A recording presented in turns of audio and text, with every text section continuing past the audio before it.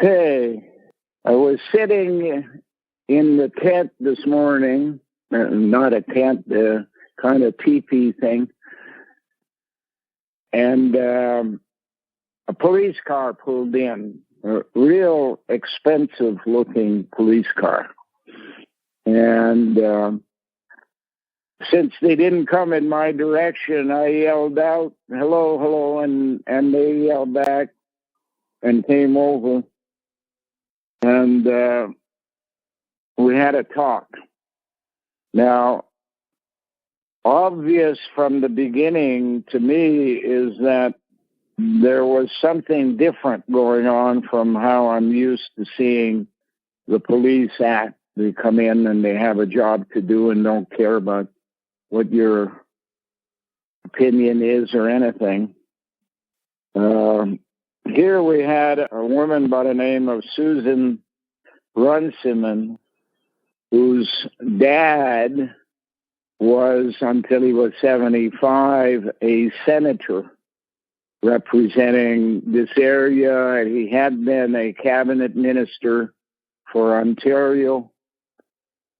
And she is media relations and community mobilization with the Ontario Provincial Police. Nice lady, not the type you're used to seeing of they're not interested in anything about you. They're just there to do a job.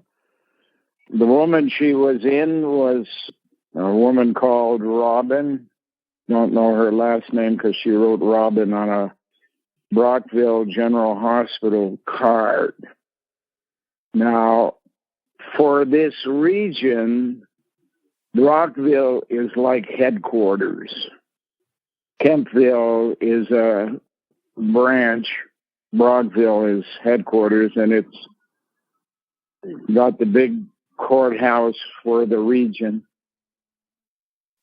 And the General Hospital and the OPP always go as a couple so as to not get the type of problem municipalities have found when the problem is mental. And they need basically to be together to deal with that. Here, they quickly realized that there was no mental problem.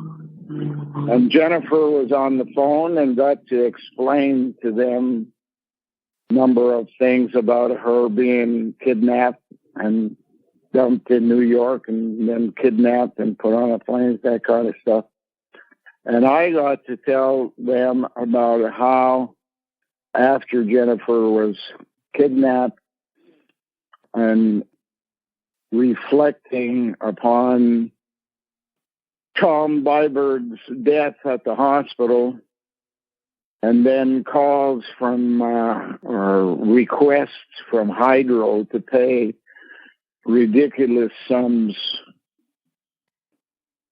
In the last one, something over $19,000, that they shut off the power, and that I've had basically to live without a wife, without a tenant, and with cats that I have to take care of, with no power, no way of putting in any means of having the cats go into a center for pooing, that they just basically are in the dark like me, and they do it wherever. And that, along with the temperature outside having gone from 35 above to 35 below, depending on the season, for the last 4 years,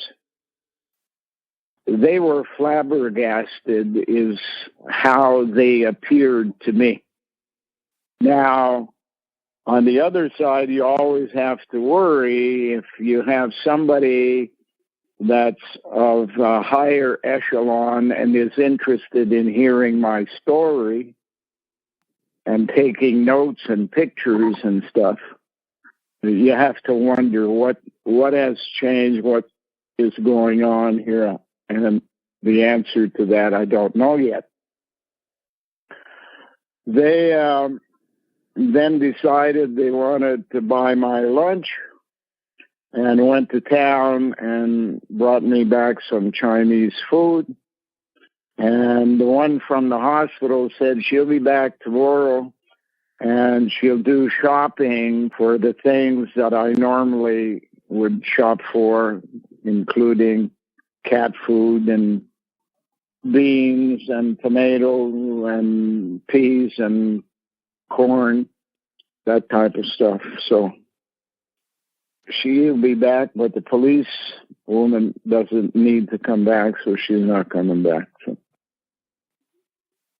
total, from my point of view, and not forgetting how bureaucrats often act as hypocrites, I thought the visit was different.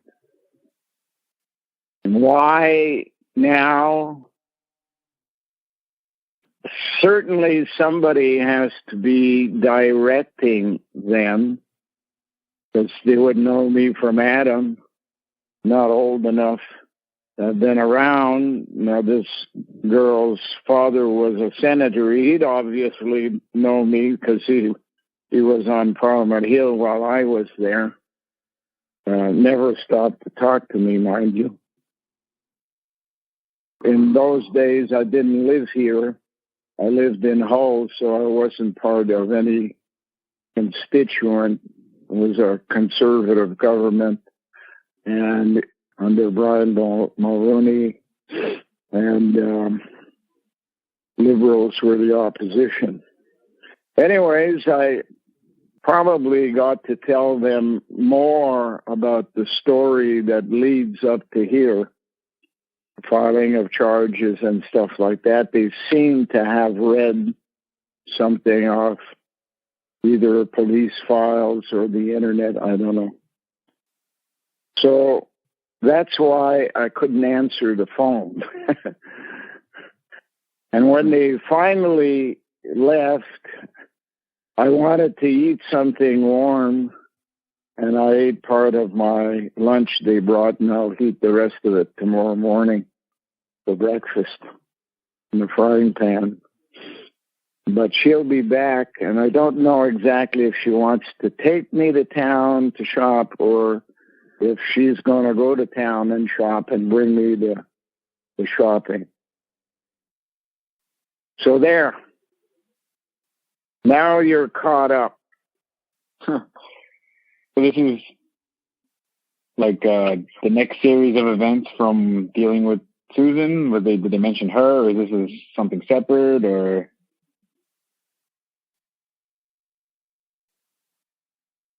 I didn't quite get that. Can you repeat that again?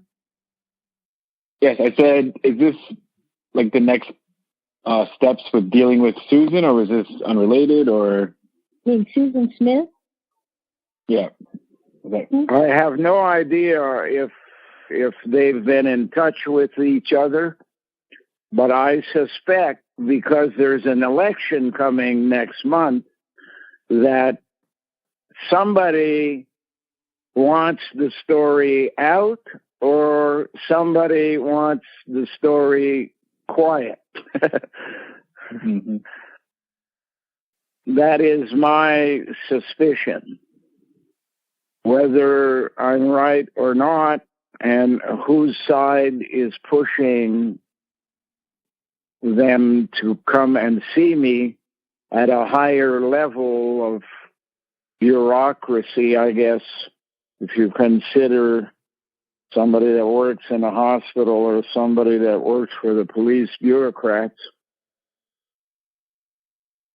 And the one who works as a media type has a role of media relations. So, are they trying to get some advanced knowledge of what the bigger story is and why they're now stealing money out of my bank account from my pension fund? And why is it that the police came and cut the tops off trees, the 49 Sitka spruce? And why Hydro won't do anything about anything, and why Bell Canada won't do anything about anything except hang up and get in the way and cause all kinds of communications problems between Jennifer and I don't know.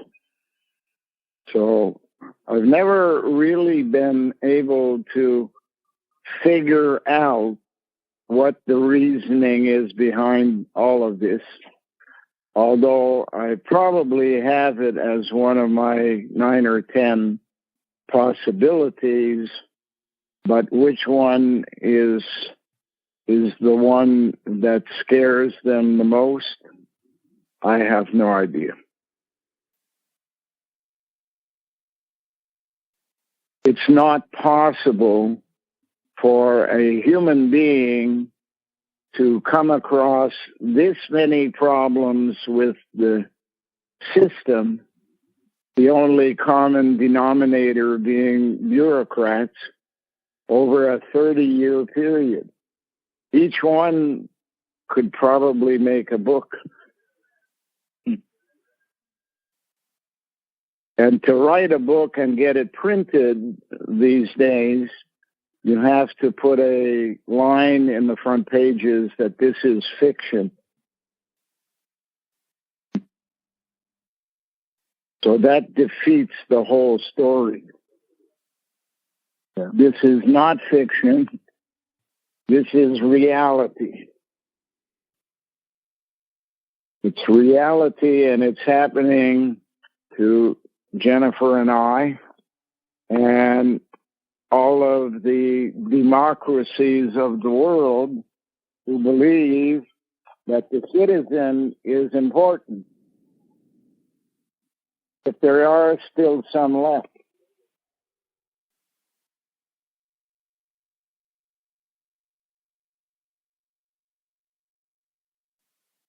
Any further questions? Oh, just, some couple of us are trying to get something together for you for the winter. We're thinking about some kind of tent and wondering what your status is on clothing or sleeping bag or anything. Wood burning stoves. There's some tents that have like stoves that can go in them. Is that something you'd be okay with, or that are insulated? Yeah. As far as eating is concerned, the equipment that I have will keep me fed.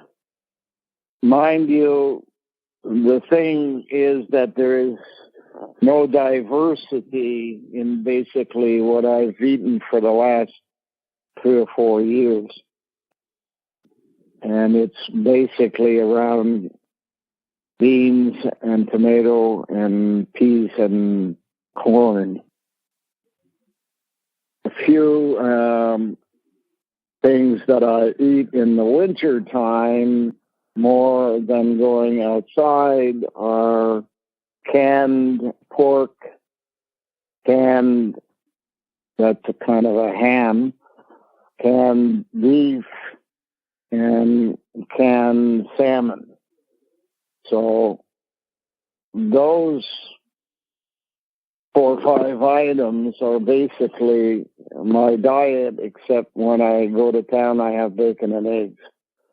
And I'm equipped to do that. Now, the room I have in the house serves me well in allowing a place for a bed and covers that I can sleep all dressed. Now, half the ceiling fell in on me recently, a while ago, and I've covered the hole with garbage bags and a staple gun. And unless more of it falls, I'm okay to go in at night and get into the blankets. Of course, there's no electricity, no water, nothing. And the biggest problem is keeping water from freezing under blankets in the living room so that the cats have water at least, and the goats. The problem is you can't overstock anything because it freezes for 6 months and it becomes useless. So what I needed more than anything else is a well that I can pump water from by hand and at least get a pail of water to give to the animals every now and then year round, whether it be the cats or the goats. That's the biggest problem I have. In the wintertime, I've been sitting inside the back seat of a car, unheated, and I had hoped that a neighbor would come by and offer something, but no neighbors have ever come by, let alone offer anything. I have 2 electric heaters that I had in the house, and I could have put an extension cord and paid for the electricity to the neighbor had they allowed me to plug in, but it never happened in the last 3 years. So it was a matter of doing what you can to keep water you buy from freezing within a matter of a few days. That is the problem. Now, I may end up having to move completely out of the house. If the rest of the ceiling were to fall in, I don't have big enough garbage bags cover. There's one tent that we were looking at. It looks like it could probably fit, I want to say, like 5 or 6 people in it, but what it is it has the wood burning stove in there that can be used, at least for the hours it remains. Are you, Danny? Are you Yes. looking at Amazon? Yes. Are you looking at Amazon Canada or Amazon US? Canada. It's a lot of the stuff I'm looking for is like from Canadian places because I think they deal with the cold a little better, so they have more things. Okay, because you and I should get together because I have Amazon Prime. I don't know if that one is a Prime one. Yeah. But and also, one of the Andys and his girlfriend they booked a flight to Canada on October 7th to the 21st, and they want to come by and help you and, whatever they can. Andy from Scotland, remember? Oh yeah, okay. One of them is going to come by with his girlfriend, and they're going to, come by there and help out with whatever they can. And they might even take you to those places too, like a sporting goods place where you can look at the stuff that you want, like a tent or something like that, and maybe you can actually see what one would work best for you, and then then we can decide from there. We might not have to deliver anything. We could just maybe go there, and then we could all, wire each other money, and then he can get it, and you can pick out what you want, because if you see it firsthand, it might be something that you feel you can use. The more, the merrier. Yeah. At the stage of the game, it's basically survival of the fittest. And if it hadn't been for Jennifer, I don't think I'd be alive today. Other people like you and Jordan and others have helped in different ways, but none local. Yeah. You know? No, yeah, nobody, no, none of the neighbors up there, the town of Kempsville, Oxford Mills, nobody has offered help. The neighbors up and down County Road 18 know what his situation is. Nobody up there offered any help. Yeah. That's Canada. I think they're all in the same group. You know, there's something that links them all together. And I'd like to know, you know, somebody should ask the media, how come they've never reported on me? And if the answer is, well, they've been told I'm crazy, they would say, what kind of media takes that as evidence of anything? Did you ever go and have a discussion with the person? Because it seems that when people do, they don't have the same opinion you have, if that's your reason. Or is there a higher level in the media where you've been told, don't print anything on Kealey or don't report anything on Kealey? Because they certainly have lots that they could talk about. So I don't really know which of the possibilities is the one that affects them the most. I suspect that my knowledge given to me mostly by the cell, suggesting pre-Ice Age activity and the generation of the electromagnetic system for genetic engineering that created the population that lives on Earth today.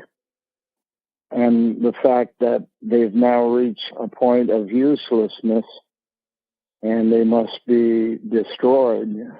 If that's the real reason, I don't know. All I know is that if they wanted to kill me in a manner which they usually do, they would have shot me and that would have been the end of it. Or hung me off a rafter someplace.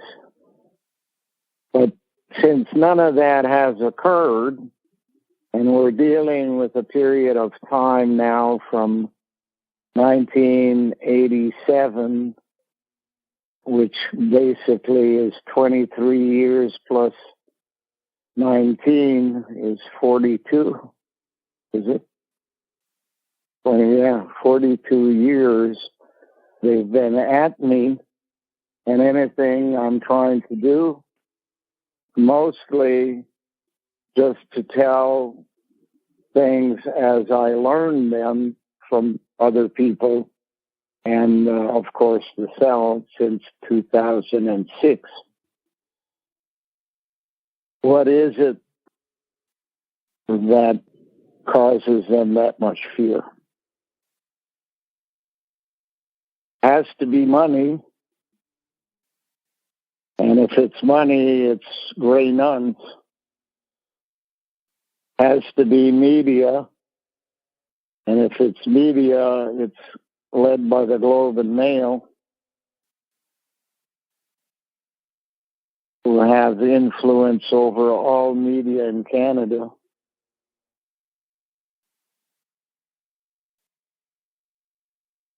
And if it's provincial government and the fact that they send people to Southern California to attend rituals that involve rape and murder, those are all possibilities.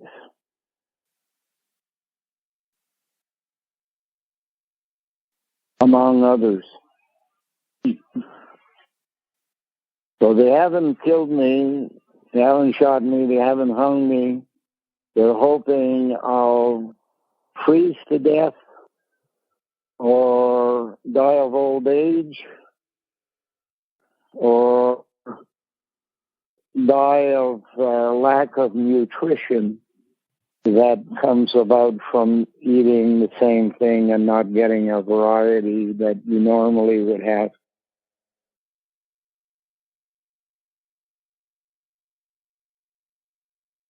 A tent would be useful, I guess. Put up before it snows. Now it's just got to be able to be very sloping, and it has to be not a kind of tent that caves in with snow on it. It has to be really stiff up there so the snow slides off. It's okay if the snow builds up around it. Yeah. There's a lot of those kind of mountain hiking tents that they have for people who go up, like, mountain climbing. Sub-zero. These two women that came today stated categorically that what they have to do immediately is get me food, a well, and a heating system. That's what they said. Now, how much they can do about any of that, I have no idea. But I've told them that the most important thing to me is to get, that's Jude calling. Most important thing to me right now is if I could have a power supply to heat my heaters in the truck and car. Yeah. That's Jude, and he's not leaving. He's on the phone, but not answering. So maybe you can send a message. I don't know. I just texted him. So survival has been combined ingenuity and the right supplies at the right time from Jennifer and you guys with sweaters and socks, whatever.